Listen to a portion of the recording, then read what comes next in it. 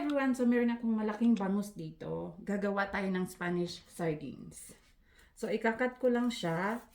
Hindi ko na siya tatanggalan ng hasa. Ay, hindi ko na siya tatanggalan ng kaliskis.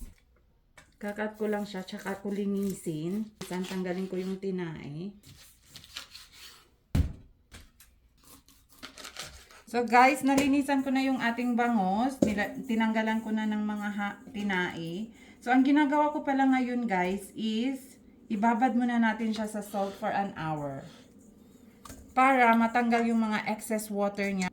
Para pagkaluto natin, walang tubig na labas galing sa ating fish. Ibabad lang natin siya for an hour. Okay, ito na yung ating bangus. Ready na siya. Ilagay na natin dito. So, i-pressure cooker ko lang siya para mabilis. So, ganyan lang siya. Konti lang. Ito yung ating mga sangkap. Carrots, bell pepper.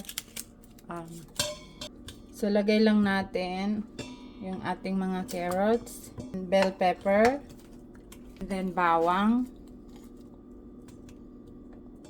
Yung ating reflection. Ano ba yan? More carrots. Busin na natin to.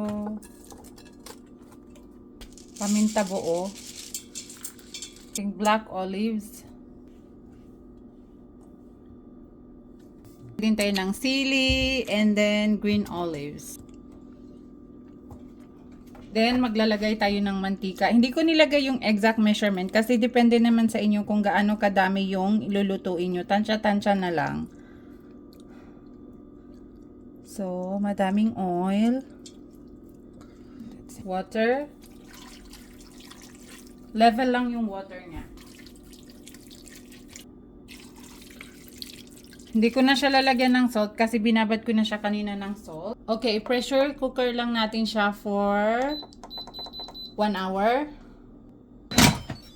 Takpan lang natin. Ayan na siya, guys. Luto na siya.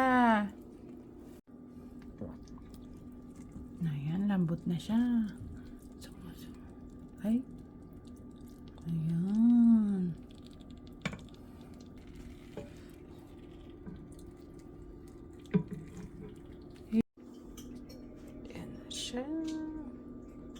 Luto na siya, guys. Ayan, kataba ng bangus. Oh. Thank you for watching. Bye-bye!